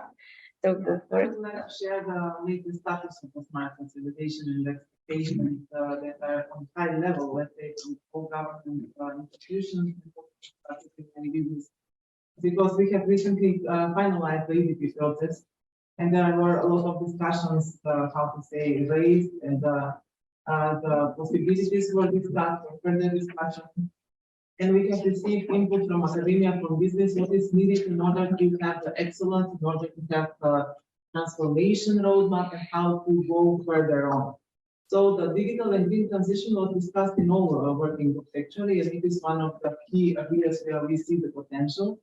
But the most important part will be to finalize the concrete actions and complete next steps, because already in the Ministry of Economy we have projected some budget for this year to implement as a pilot project.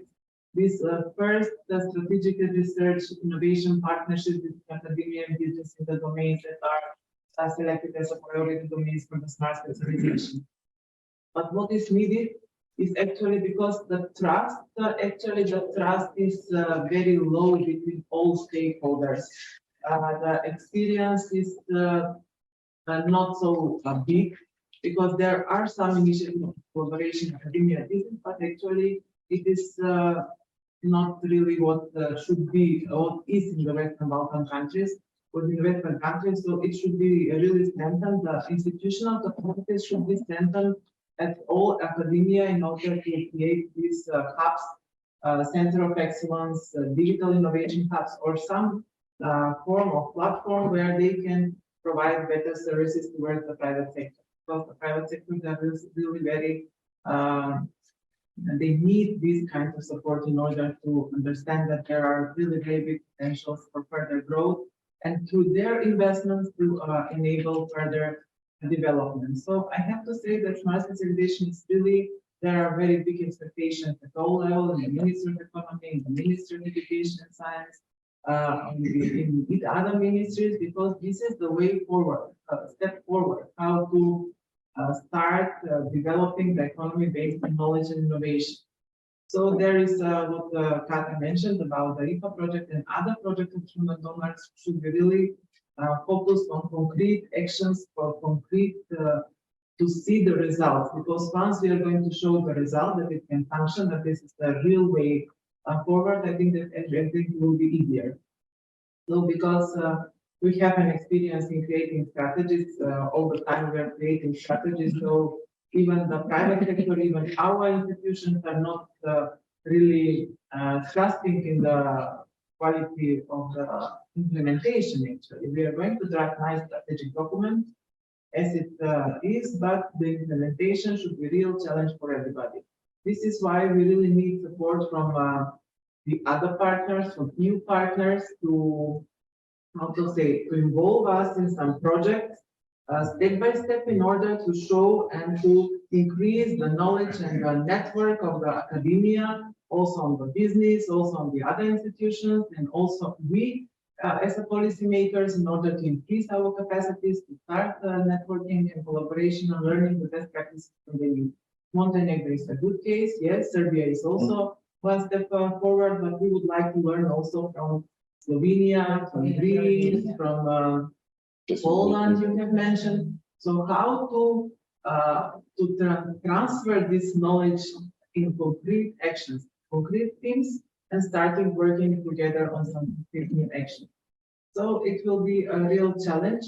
I have mentioned this also on the other meetings before. We were always smiling, but if you see the experience of the EU countries, they have these cohesion funds that are very strong input and support in order to implement smart specialization strategies. We were discussing with Slovenian colleagues, Greek colleagues, and they really have a strong support. They are withdrawing cohesion funds for implementation of these. But here you have the IPA Interreg, the CBC, that could be used for that. This is very important.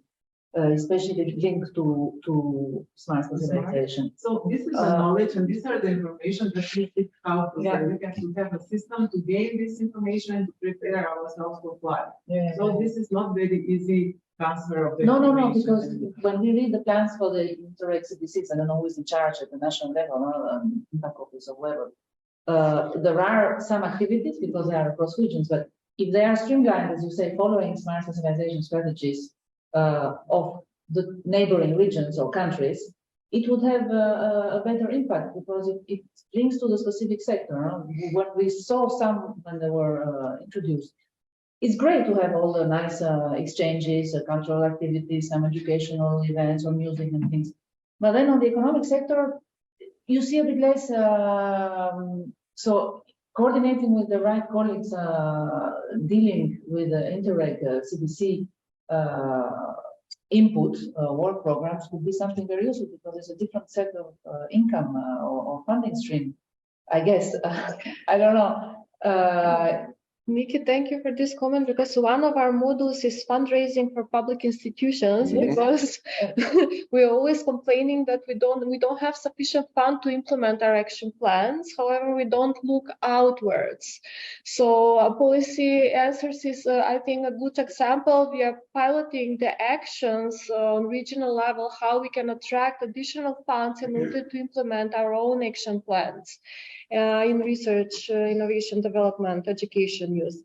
So we will have modules on negotiation skills because this is very important when designing a project, managing of such projects, and of course a session on presenting the potential opportunities of these funds for the public institutions and the people sitting here in this room. So I think this is a very good point made. Yeah, and also when you participate in Interreg programs, probably not yet in the Adriatic Union, but in the Danube or other Interreg programs, which is funded, is still IPA, but is DG Regio managed.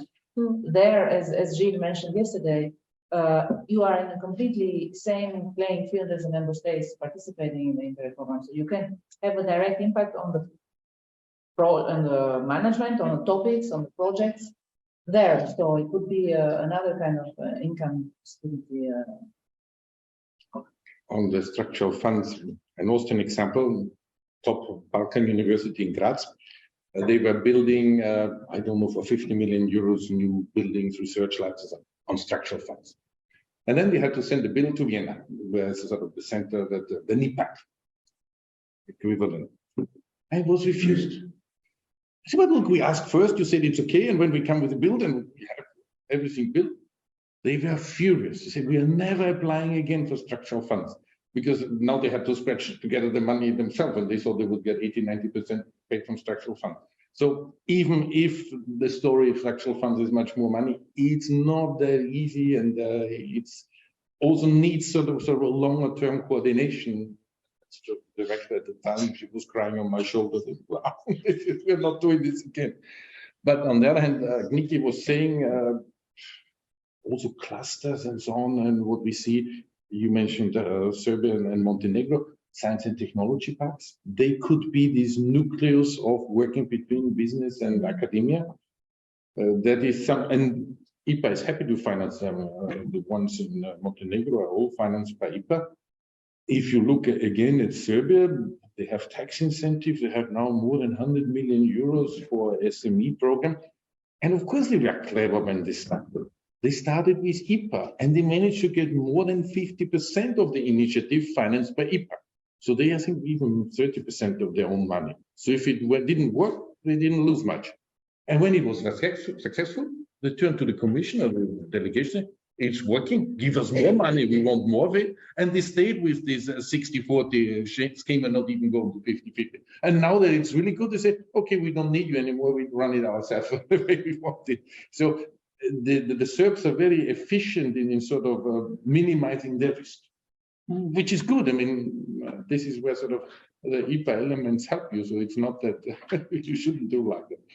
And that's why I would say use the steering platform. I mean, we've seen the Kosovo say, we're going to Montenegro. We have to find out how they are doing. Thank you. Yes. First of all, thank you for everyone for your presentations. Thank you to Jelena and other colleagues for bringing closer to us the European Investment Plan and also the Asian research. This is a very long program title, and we hope that we will manage as a group, especially task force group, I would say, for implementing this Western Balkans agenda, that to tackle all aspects equally possible. We will, several times it was mentioned that most of the money is going to transport, drainage, etc., etc.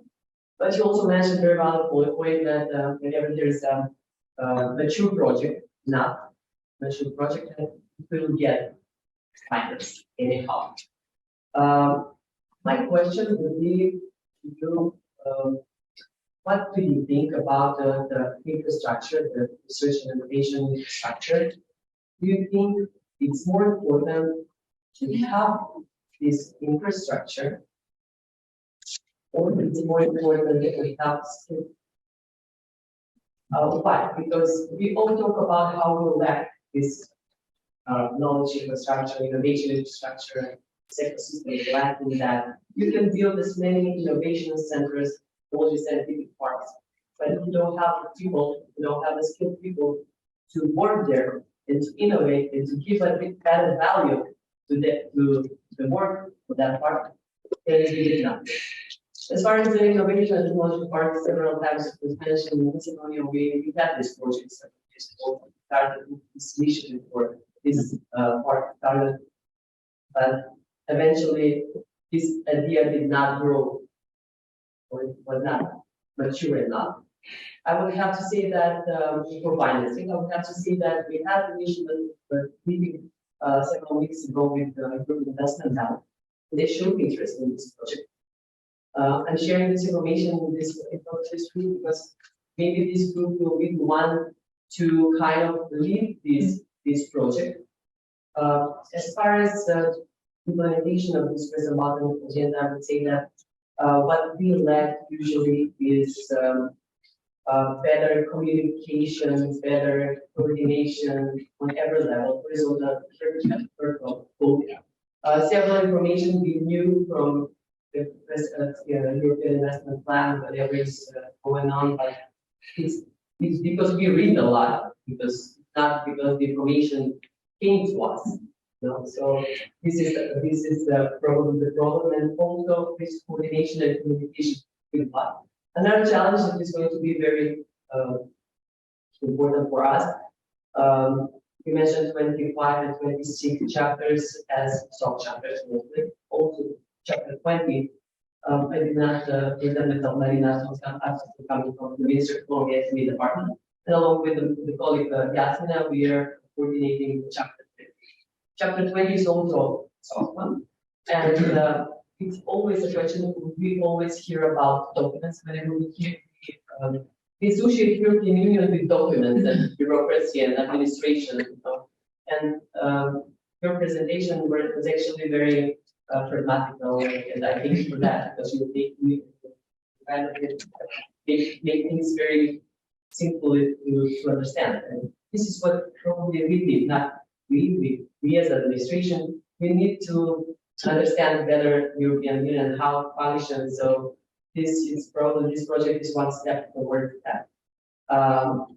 And we're taking that. The question infrastructures versus skills hurts me personally. I've been in research infrastructures most of my life, but isn't the university also an infrastructure? But no, I would say it's a financial question. Of course, I mean, we will discuss afterwards what this thing says, the Southeast European International Institute for Sustainable Technologies. I can say the long thing. This cancer therapy, particle accelerator, fantastic thing. 85% healing chance for treating cancer and so on. The Turks are building it in Thessaloniki, I think they're even building 2 in Georgia. And we wanted to build one, very advanced one, 300 million in the Balkans. But 300 million, usually 10% are operational costs. So 30 million a year to collect from the Western Balkans. The 300 million I wasn't afraid of, because you know, you do it over 10 years, or you go, mention EIB, you take a 20-year loan and you spread it, and we give you some money, and eventually you get there. I mean, maybe it takes 25 years. The problem is, in 25 years, cancer research might have changed. The whole thing about big research infrastructures, we see it with CERN now, that they need a new accelerator with about 100-kilometer ring or so, which billions of money. And the largest thing at the moment we are building in Europe is again in Lund, the European Spallation Source, about 2 billion euro. And our previous Director General was brokering the deal with the member states to get all the money together for securing the funding. And then, of course, the researchers said, but we need also a deal on the operational costs. And the member states said, no, we just build it and then we'll see. You know, this is, and then you are stuck with it. And then we're back to research infrastructure, because it was split the costs between Sweden, getting the machine, the concrete in the ground, and the Danish who got the computers. And only had to contribute 15% or so, and then the Swedes were stuck with 80%. The rest. So it's how you play it, and also how they are soft infrastructures. I said soft actually, but digital. I mean, Serbia is very much betting on ICT skills, because okay, even if you buy supercomputers in 5 years, they're outdated. So the much faster cycle of renewing things. On the other hand, I mean, artificial intelligence is all over the place. So you would need a certain level of know-how, basic know-how. I'm not saying you need particle physics or astronomy, or I think Montenegro have now a space program. Maybe it's a bit too much. But certain things probably are necessary as basic infrastructures. The question is sort of how forward-looking you can be, and that is a bit of a bet where you have to be lucky. But I would say with ICT, shorter cycles, you can always stop. The next is, of course, we talked, Novi Sad has an artificial intelligence university department, some 30 people. So we talked with them and said, great, doing this, fantastic. And then they get even computers from NVIDIA cooperation with Canada and doing this, great. And the professor was saying, yes, I can do bachelor's, I can do master's, but the moment I want to do PhDs, I need to send the people abroad. I cannot teach them because I don't have the infrastructure. And then the thing is, we're back to the Balkan University of Graz, where the rector said, no problem, these Balkan peoples are coming to us. After 6 months, they speak German, and then they stay with us, they're not going back. So even if you have this investment in infrastructure, and we had Montenegrins, they had this diaspora program, so 5 million of sending people out, and then another 5 million for sort of when they come back to reintegrate them. So they only got the first money. So I got the statistics, I don't know how many, 20 people or so they have sent with a big screening process and so on. And I think then the government changed and said, oops, these people are coming back now. We don't know what to do with them, because the second part of the program was never endorsed, because we focused on the first money we got. And now we need to, because I mean, otherwise we wasted the whole thing. So that is another thing, but especially I think we heard it from me, was it the Innovation Fund? Everyone who has a Macedonian passport can participate in the Innovation Fund. So even if they're not living in Macedonia. So there are clever ways of reaching out to the diaspora and sort of avoiding this kind of brain drain when you have invested even in human infrastructure. Thank you very much. I must congratulate to all of you that you kept your attention for totally 2 hours, as Bernhard was saying. So I will say that we already passed and tackled all of the topic, but as you can see in the agenda, we have the most important one. That's why we kept it as the last one, which is the role of policy answers into the monitoring. Yeah, open discussion. And we had Jelena, so ask for smart specialization. I think we will receive as well many questions that we can address, Jelena, by mail as well in the same time. So just to be in order with the time, I will share a really short presentation with all of you, because we talked a lot about how important it is, the Western Balkan agenda. And with this project, we are really covering the monitoring, which is the most important step. And as Bernhard said, it's really important to have all of the indicators and so on. So in this task, we try to figure it out, what are the documents that are available and how we can make the table, actually which indicators should be included in those tables and how we will do the monitoring process.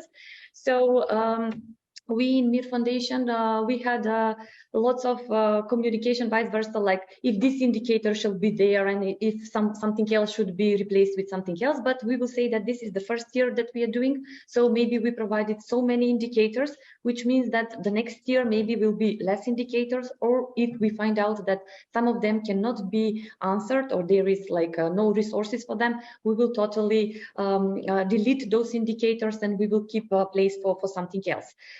So we have the 6 Western Balkan countries that we prepare table for them. In each table, you will find that we have more or less the same indicators, meaning that we have the overall priorities that were identified and they were set by the Western Balkan economy and the Western Balkan agenda in the specific area. Then we provided the targets, which were political, regional and thematic, and of course they will accomplished into order to contribute to the priorities. And then we have the achievements, which can be described by the indicators. So this is a picture of how it goes into the table, because some of you has already seen the tables, but of course me and Katarina will contact you directly as well for some of the indicators that are really concerning your institutions and the institutions that you're working in, which means that the indicators, how to say, they are really easily to answer. Some of them are yes or no, or in some of them you will need to provide some kind of additional information, which is really easily to be found. As you can see, those are screenshots from the tables in Excel. We were defining the levels and the categories, which means that we have special indicators which are for research. We can take one example now. As you can see, this is the research. The priority it is to boost the region's innovation capacities by bringing research and innovation ecosystem closer to EU standards. And then you can see where we have target 1 and target 2, and in each target we have indicators. For example, one indicator, it is a Western Balkan steering platform meetings on research and innovation, and there is a place where we will answer this question. So those are the screenshots from each category and each priority. As you can see here, it is about the digital, and then we have about the environment. Now we covered as well education, youth culture and sports, common regional market. And of course, as I mentioned before, the answers can be yes or no, or sometimes you're providing some kind of activities that have been implemented with number, or as well we have a place for remarks. This is how it looks like, and where you're providing where we can find or where you will post a link. So more or less, I don't want to keep most of the time, because of course, as I mentioned, we will contact you directly. Of course, we will make how to say, sending only the indicators to your institution. So we will need your feedback to this, but in the same time we have as well some of the indicators which are regional, and in the same time once we will collect all of the indicators from all of the Western Balkan countries, we will have one bigger picture where we will see what is the situation in all these countries. And in the same time, we will prepare a report, which will be as well presented on the ministerial meetings. And we will see the clear picture of where do we stand. Clear picture on that? Yeah, but we will do it with the pies and everything. So it's going to be very perfectly organized. So this is the space that we used just to announce to you that you will be contacted by us in the following period of time. And of course, we will really need your cooperation regarding this. And of course, we will need to hear from you if some of the indicators are, let's say, too ambitious or too hard to find. So we will need your support on this. Yeah, and we are just these are indicators monitoring the implementation of the Western Balkan agenda. So have in mind that when preparing our presentations for the chapters 20, 25 and 26, the data that will be gathered through this, so it's not a double work, it's actually a very useful data that we can use in order to present our progress in these screening meetings, because this is what the European Commission is interested in. So having this data gathered, it practically writes down your presentations for the screenings. Bernhard, am I right or am I right? I'm right. Okay. Double right. So consider it as a tool for, yeah, as a tool that will improve our presentations to the Commission during the screening process. And in the same time, this is where the policy answers comes, because we really find it like a link, not only having like the European Commission on one side and institutions on the other side, but we as a team from policy answers somehow to contribute and to bring you closer to the European Commission and at the same time collaborate, because as we said that those information are needed for you, but in the same time are needed for them. So this is the moment where we contribute to each other and complement all of the things that we are having. So this is the time now if you have some questions or if you have some remarks, something to share with us. Maybe to underline what was just said, I mean, if you come to the screening and you just show, I mean, it's too small to read, but tick, tick, tick, tick. It's, I mean, again, anecdotal. We have this, no, we have this European Research Infrastructure Consortium legal form. And the Serbs have not transposed this into national law. And this is the only little acquis we have in chapter 25. So in every subcommittee, even the SAAs, you said, you did not, and we provisionally closed in 2016. And so we came here and said, hey, we have a new minister, and she pointed at this, and what can we do now? And said, I don't know, I mean, your national law, what needs to be done. But by the way, the Montenegrins did. So I wrote to the Montenegrins, can we meet here now in Skopje? Because you are, and you tell the Serbs how you did it. Montenegrins came and said, we don't know.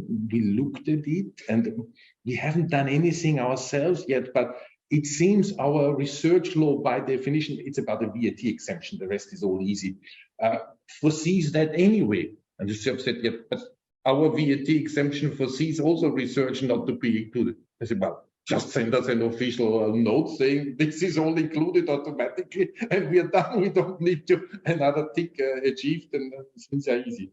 Well, they were, of course, afraid that they would have to go to the Ministry of Finance and then drill a hole in the whole tax system and whatever. No way.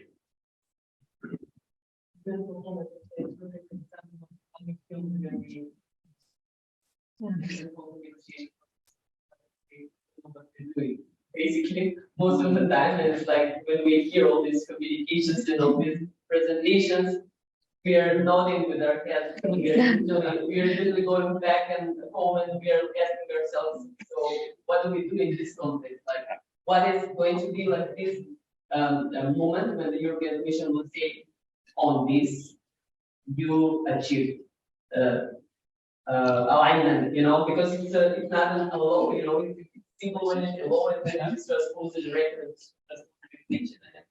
When it's a soft law, that you need to participate in this one. But we have the same problem on our side. That's the interesting thing. So we had to prepare for the bilateral meetings now in April. So DG asked for what are the questions, what is the acquis? Nothing. And of course, we had already, I think in 2019, 18, a first where we presented what is the acquis, the full day. And it was all the soft things like European research area. It's mentioned in the Treaty of the Function of the European Union, but it just mentioned that it exists and not what it is or whatever. We have, there shall be a European research area. Oh, great. There shall be coffee or whatever. And the rest of this area regulation that comes somewhere. And then, of course, we have Horizon Europe, sort of the framework programs, this new innovation agenda that all somehow link member state initiative with European priorities. And yes, the treaty says there shall be a framework program on research and innovation. Not more than that. So we were then struggling, saying, for this bilateral screening, should we have this endless discussion on all these soft things? And our lawyer said, yeah, but we have no handle. So at the very end, it will be a half-day meeting where we only focus on, yes, that there's an error and that there's an Eric. But of course, if you are clever, you take the old presentation from 5 years ago and you look and say, of all the points you mentioned, a few things, and you put a big green tick in front of it.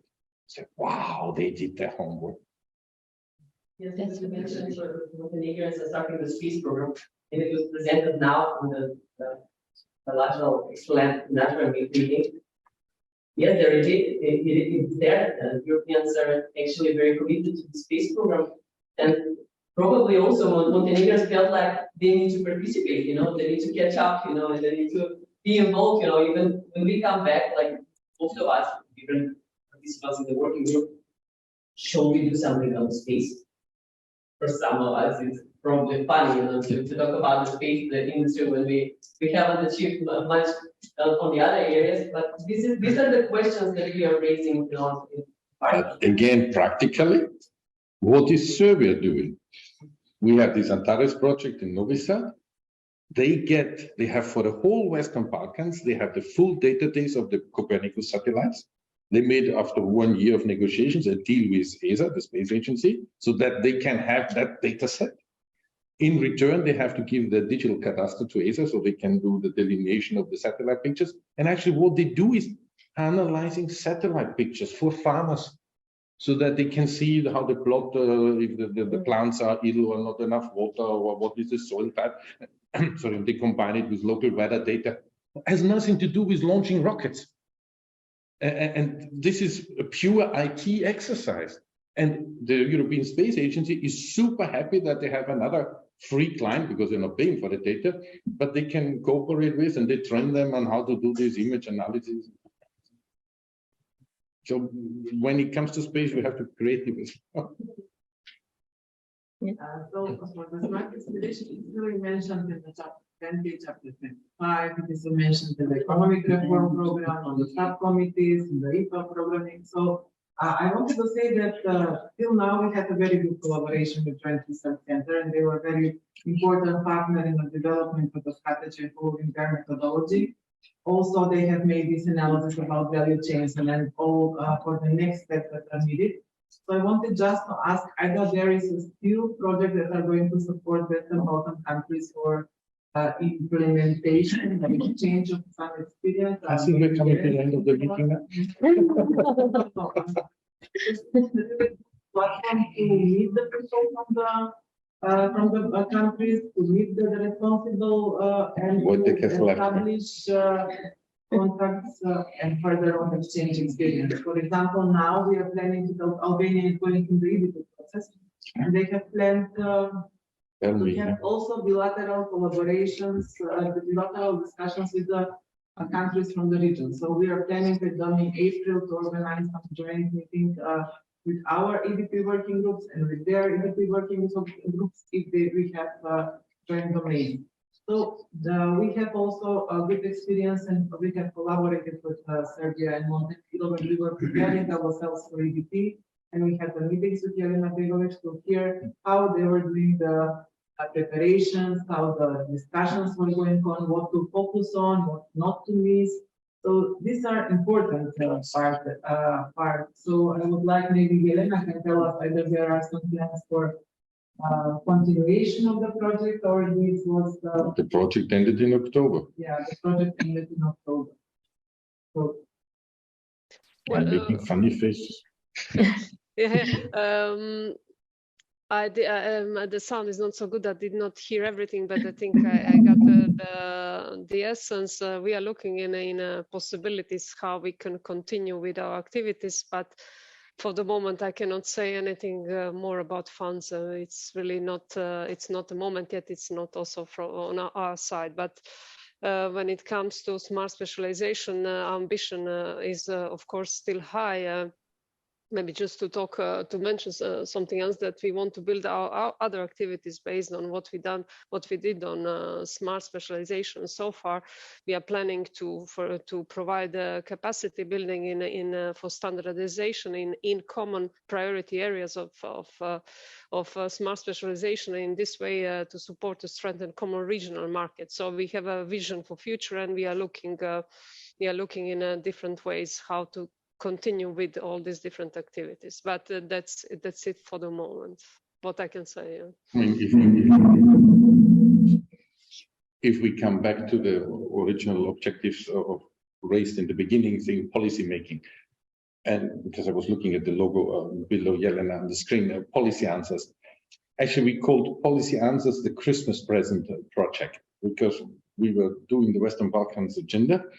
And we realized that each of us, I mean, JSC had the support projects for the S3s, Grow, Connect, had some kind of studies over 50,000 euros. And it's always cumbersome to make these things. So we said, look, let's make one 5 million euro package, and we in research do it for you. And then we'll make it available to all of you. And that was sort of because it was evaluated by Christmas, and then it finally worked out. And there, in this context, we have a flexible tool. Even if you pretend that you have a work program, we have to lean on you and say, couldn't you consider this additionally and maybe shift this or that? And we are helping out on the S3. But it's, you know, our private club of running the Western Balkans agenda. We know that this was a shortcoming. And together we have been screaming at the head of unit and higher level to DGD saying, you cannot stop this support. Yeah, keep screaming, but at the moment, I mean, 23, there's no IPA money left, so 24, not really as well. 25, it doesn't help you because you need it now, so that's why. And you're again leaning and saying, can you not pay a few experts, and we help sorting it out, and we shift within the project.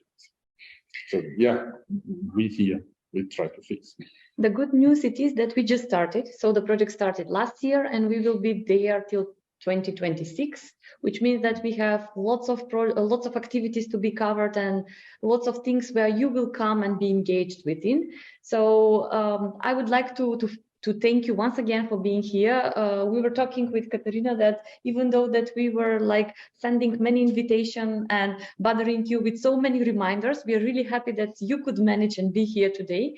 And in the same time, we are looking forward to continue the cooperation with you.